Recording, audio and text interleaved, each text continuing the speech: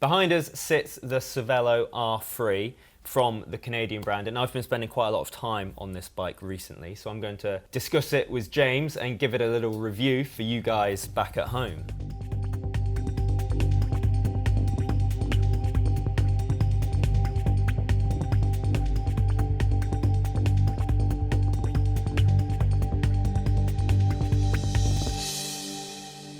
Yeah, so the R3, well, we've heard a lot about the R5. So what is the R3? It's a good question, actually, because it's complicated. What Cervélo did was the R series. So the R5 is obviously their performance race bike that used to be ridden by Team Dimension Data. That's it. This year it's being ridden by the CCC team. The bright orange boys. The bright orange boys on their R5. Now, I've reviewed the R5, and now I've been riding the R3 as well. And they've got a complicated relationship because it's quite easy to look at the R3 and go, well, it's the entry-level R5, or it's like the budget R5, which isn't true.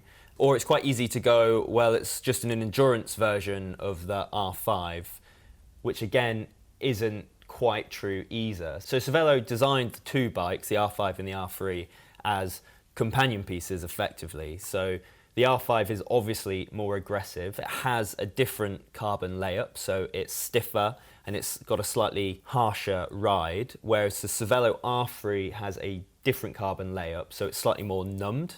It takes away kind of the chatter of the road beneath the rider, so it's slightly more comfortable than the R5, and it also has a higher stack, so it's 8mm higher on the front end than the R5 as well, so it's a little bit less aggressive. And this all comes from Cervélo's idea of the psychology of comfort. They decided that comfort is both the comfort that is given by the bike, but also how comfortable you feel as a rider riding a bike. So if you don't ride road bikes that much, you feel slightly less comfortable on a performance bike, not just because it's lower and it's more aggressive and that fatigues your body, but also because it's slightly twitchier, for example, or it's slightly more responsive, or it just feels really alive on the road. And the R3 was designed to counter that without losing any of the performance of the R5. I was going to say, because that's kind of like quite a heavy undertaking, really, because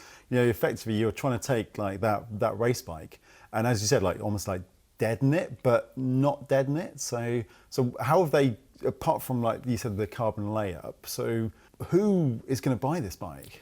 Well, that's it. That's what I mean when I say it's quite a complicated thing, because it's not as simple as just going, it's an endurance bike, because Cervélo have an endurance series of bikes. Because that's the thing, it's an R, so like that's their race series, isn't it? So and like they do view this as a race bike as well, so they would say that, yeah, it's not an endurance bike, this is a racing bike.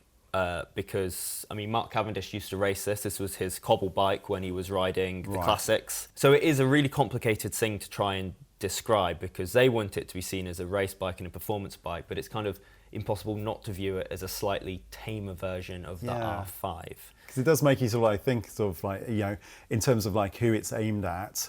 And as I said, like everything you said about it, sort of in terms of like it being taller, sort of slightly different geometry, that's an endurance bike. It is very difficult to get your head around a little bit, because what they did with the carbon is that they tried to take away that kind of sting you feel from the road, that kind of transmission of the feeling of the tarmac beneath the bike. They wanted to remove that from the rider to make it more comfortable. So how do they go about doing that? Obviously, like carbon layup is one thing, but is it different quality of carbon, more resin, or sort of? Yeah, I think it's more resin, and it gives more of a deadened feel. The other part of that is removing the urgency from a bike, and it does feel sluggish to accelerate on this bike. Okay. It just doesn't feel like it's got that same kind of nippy feeling that the R5 has, which is what I loved about the R5 the most. So obviously, like I said, there are similarities still, though, isn't it, in the range? Like you look at the seat stays on there, and it's sort of like it's got those classic Cervélo sort of like stick thin sort of seat stays. So that's the same as the R5, isn't it? So yes, I mean, if you were to look at this bike, if you were to get the R5 frame and the R3 frame and put them side by side, chances are you wouldn't be able to tell the two apart. Okay. It really is in the makeup of the carbon and the geometry of the bike where the differences are. So you're right, that is the stick fin seat stays are the same on the R5, as is They call it Squareo, the down tube, and it's got a flat back, but it's squared, and it's massive.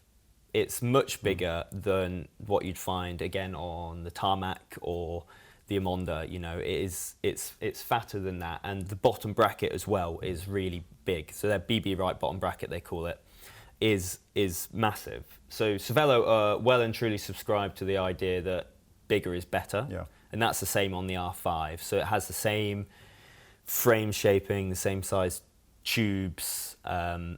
You know, it looks very, very similar. Okay.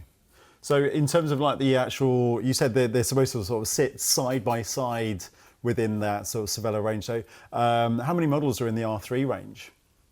Well, very few. Really? Yeah, Okay. very few. So this bike starts at Ultegra Mechanical that I have here. Yep. And it goes all the way up to Ultegra Di2 and then stops. So two models, right? or So a two. frame set. Okay. It occupies a very small window, yeah. which makes it even nicher, really, in what they're trying to do. So there's nothing below that, and there's nothing above that without going to an R5. Basically, the R5 goes all the way up to Dura-Race Di2 or SRAM AXS now. You know, that is the real very top end up there. The R3 just kind of occupies this small window of Ultegra or Frameset. Interesting. That's a very sort of like bold move, really, isn't it? Because obviously, like I said, when you're trying to actually sort of pinpoint who this bike is for, and then almost reduce it down even further to just have like Ultegra and Ultegra Di2 or a Frameset, it's sort of like you start sort of like narrowing down to a handful of people. I think that was that action was so people didn't make the assumption that this was maybe an endurance bike or a bike for beginner riders, because by limiting it to that Ultegra window, it's very much a race bike. Ultegra is a racing group set. It's a very high-end group set. It's performance for sure, and I think what they didn't want to do is kind of maybe bring it down to 105 or lower, because that has certain connotations about the level of a bike and potentially, you know, what type of rider rides what. Yeah, I suppose, Cervélo is still a sort of like they're like a high-end brand, aren't they? So like that's the one thing, is they're trying to sort of like keep on that sort of like same sort of like perception, really, by kind of having that limit, which, you know, kudos to them for doing that. But as I said, you sort of like end up kind of thinking, well, what are they doing? But so the one that you've been spending time on, so this particular bike is the standard mechanical Ultegra version. So what are the parts do you get on this particular build? So the Shimano Ultegra mechanical bike that I have here costs £3,299, and alongside that Ultegra group set, you get a set of DT Swiss P1800 spline wheels and Cervélo own brand cockpit, as well as a set of Continental Grand Prix tyres. Okay, so it's all good quality parts on the build here, but doesn't sound great. It's something that kind of a lot of bike brands do, is that they spec like wheels that are probably entry level. These wheels are entry level wheels on what is a high end bike or a premium bike. The R5 had the same with the tyres. They had the same tyres on as this. The wheels are good wheels, but they're entry level wheels, and they don't feel, their performance doesn't match the performance of the frame. And actually, the wheel tyre combo was the single biggest thing that made this bike feel sluggish. That sluggishness I was talking about earlier, they're the main culprits there. The tyres as well, you know, you're never going to wear a set of these tyres out. Like, the Grand Prix are basically indestructible. Which is a good thing and a bad thing. And a bad thing, because what they are not is supple, fast rolling, or, you know, confident, inspiring in the corners. Yeah, because we talked about this quite a lot, you know, in terms of like bike brands, is you want to get the most out of your bike, get some good wheels. Now, we appreciate, obviously, you know, price comes into it, and to get like a full Cervélo at just over that £3,000 mark is actually, you know, it's almost good value for Cervélo. But as I said, that set of wheels or those tyres can kill it. really, and that's what you're finding with this, isn't it? Yeah, absolutely. You know, I kind of hopped on the R3 expecting a similar ride quality to the R5, and I was just a bit like, oh, this, you know, this is feeling a bit like hard work, and it's quite a lot of effort to get this bike going. Checking the brakes were yeah, I did a lot of spinning the wheels, and nothing was rubbing, and so yeah, they do let down the frame, really, those wheels and tyres. And whilst we're on the theme of wheels, I did, when I suspected that the wheels were making it sluggish, I did put in some deep section carbon wheels. So I put in a set of Roval CLX 50s, which we rate very highly. They're a superb wheel set, and I knew that that would kind of be the moment of truth for this bike, and it performed much better. It did. Yeah, yep. And obviously they're a 2 grand wheel set, and it's amazing what carbon wheels, what a difference Absolutely. carbon wheels can make to a bike and how it rides. And they made a dramatic difference. They came with turbo cotton tyres as well. Again, one of our favourite tyres. It's very supple, super grippy, and made a huge difference to the ride quality of the bike. Yeah, after all, this is a frame set that deserves those high-end wheels, really, doesn't it? It is, it absolutely is. And when I put them in there, it really was like a bike transformed, really. It had much more about it. Ultegra is a superb group set. You know, this is brilliant. This is a semi-compact chain set, so it's 52-36, which is better suited for this style of bike. Absolutely. Which is great. And you know, that's what I found. So I prefer a semi-compact anyway. I find 53-39 too hard. That's okay. Okay. But the semi-compact really suits this bike. So it's that kind of perfect. It's got a performance carbon frame, which the Chainset really brings out, because you can get that bit more power down. You can kind of leverage it a bit more, go that bit faster. But it can have an 1130 cassette on the back, so it gives you that wiggle room on the climbs back there. And yeah, Ultegra brakes on this are great, and while the wheels might be budget, that aluminium braking track is very reliable.